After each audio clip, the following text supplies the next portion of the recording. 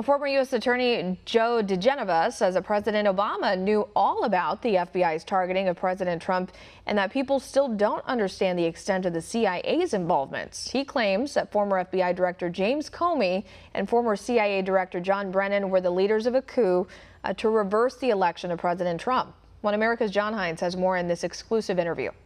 Do people go to jail for this, and why not? People should go to jail for the Carter Page stuff, the lying on the FISA warrants, the misleading the FISA courts, submitting false documents to the FISA courts. Those are all felonious acts. For me, what matters is accountability at this point. You have two institutions that are vital to American freedom, the FBI and the Justice Department. They were completely corrupted under two attorneys general, Eric Holder and Loretta Lynch, with the authority and knowledge of the then President of the United States, Barack Obama. And you'll never forget, I'm sure, that famous Susan Rice email on Inauguration Day of Donald Trump, where she sends an email to the file memorializing that there had been a meeting on January 5th with the President of the United States, all senior law enforcement and intelligence officials, where they reviewed the status of Crossfire Hurricane, and the President announced, President Obama, that he was sure that everything had been done by the book.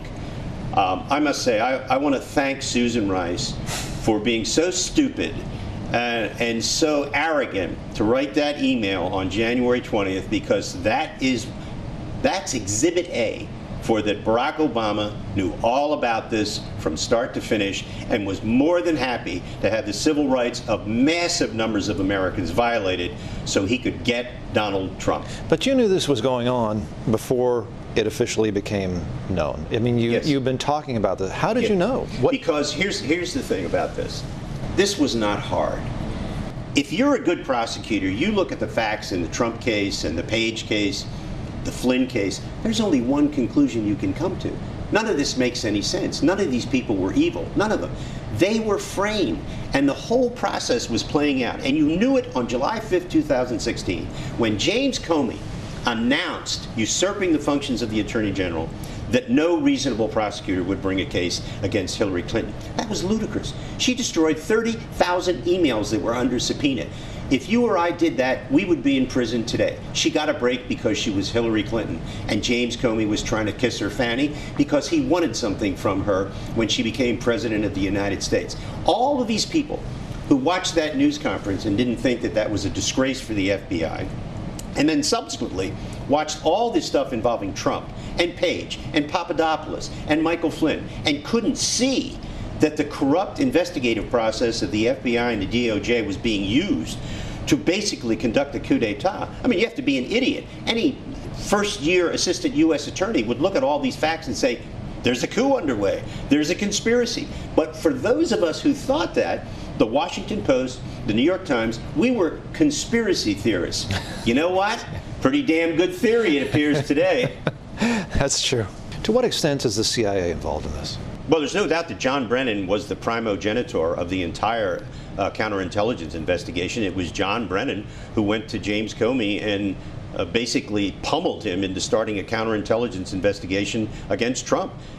Brennan's at the heart of this. He went around the world. He enlisted the help of foreign intelligence services. He's responsible for Joseph Mifsud and other people. So he's responsible for Mifsud? Oh, listen, people do not have even the beginning of an understanding of the role that John Brennan played in this. He is a monstrously important person, and I underscore monstrously important person. He has done more damage to the Central Intelligence Agency. It's equal to what James Comey has done to the FBI. It's pretty clear that James Comey will go down in history as the single worst FBI director in history, regardless of how Mr. Durham treats him. Because he precipitated much of this? Because he precipitated it, he caused it, he encouraged it, and he is responsible for it at a minimum. He and John Brennan are the coup leaders. Joe DiGenova, thank you for stopping by to visit with One American News. It is a pleasure to catch up with you. Thank you. It is, you're wonderful to talk to, always an interesting guest, and thank you for enlightening us on what's been. Thanks for having me. Yes. Want to see more videos like this? Click on the link below and subscribe to One American News on YouTube, and call your cable provider and kindly demand that One American News is added to your lineup. Call and subscribe today.